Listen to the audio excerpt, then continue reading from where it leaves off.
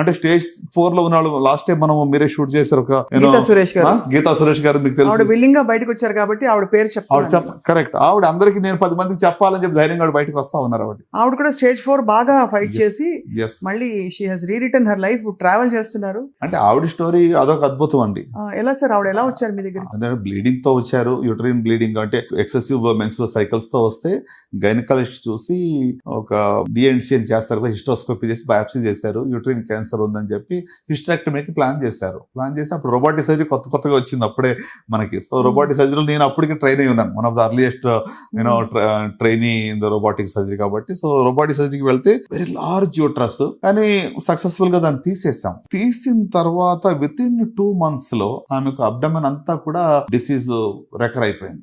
ఎలా సిమ్టమ్స్ ఉండేది ఆవిడకి ఆ టైంలో? పెయిన్ అంటుంది. స్కాన్ చేసి చూస్తుంటే ఎక్కడైతే పోర్ట్స్ వేసామో మొత్తం అన్ని చోట్ల కూడా జబ్బు తిరగబడిపోయింది, కడుపులో అన్ని చోట్ల మల్టిపల్ ప్లేసెస్. సరే మరి కీమోథెరపీ ఇవ్వాలి. కీమో ఇస్తే అలా కీమో తట్టుకోలేని పరిస్థితి, హిమోగ్లోబిన్ పడిపోవడము, ప్లేట్లెట్స్ పడిపోవడము. ఆవిడ ఎంత అంటే పాపం 2 చిన్న యవనస్తులు అమ్మాయిలు తనకి, వాళ్ళ ఫ్యామిలీ కూడా గ్రేట్ సపోర్ట్ లేండి. సురేష్ గారు చెప్పాలంటే అమేజింగ్. ఆయన చేసేంత వర్క్, హోంవర్క్ మేబీ ఆమె గురించి మేము యాజ్ డాక్టర్ చేస్తున్నాము. అంత అన్ని ఆప్షన్స్ ఆమెకి ఏం చేయగలం అని చెప్పి ఆయన చాలా తపన పడ్డాడు.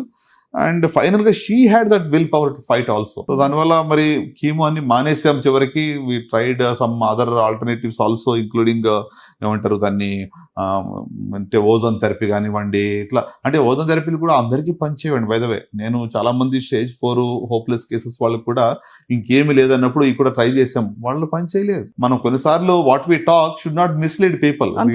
ఇటీవల సిద్ధు గారు ఒక ప్రెస్ మీట్ పెట్టి మా వైఫ్ కి స్టేజ్ 4 ఓవరీ క్యాన్సర్ ఉంది, అన్ని వేస్ట్, ఇది ఇచ్చాను, ఈ ఫుడ్ ఇచ్చాను, ఈ ఫలానా తీసుకుంటే చెప్పారు. దానివల్ల ఇటీవల నాకు చాలా మంది పేషెంట్ నా దగ్గరకు వచ్చి బాధ ఏం చెప్తున్నారంటే, మేము అన్ని మానేసి తీసుకున్నామండి, మాకు ఏం ప్రయోజనం జరగలేదని చెప్పి వాళ్ళు ఇంకా నష్టపోయి వస్తున్నారు. అంటే సమ్ టైమ్స్ సెన్సేషనలైజ్ చేయడం వల్ల రాంగ్ ఇన్ఫర్మేషన్ వెళ్ళి పేషెంట్ నష్టపోకూడదు అనేది నా మనవి అనమాట. ఎస్పెషల్లీ సుమన్ టీవీ ప్రేక్షకులకు నేను చెప్పేది ఏంటంటే, ఒకరికి జరిగింది కాబట్టి నాకు అలాగే జరుగుద్ది అని చెప్పి అందరూ దాన్ని అడాప్ట్ చేసుకోకూడదు. అంటే క్లినికల్ అండ్ ఎవిడెన్స్ బేస్డ్ గా ఉండేవే మనకి ఎక్కువ పనిచేస్తాయి, సపోర్ట్ సిస్టమ్స్ పెట్టుకోవచ్చు. Correct right. అలా గీత గారు అలా బయటపడ్డారు సార్. ఆవిడ కూడా మోర్ దాన్ 10 years అండి ఇప్పుడు.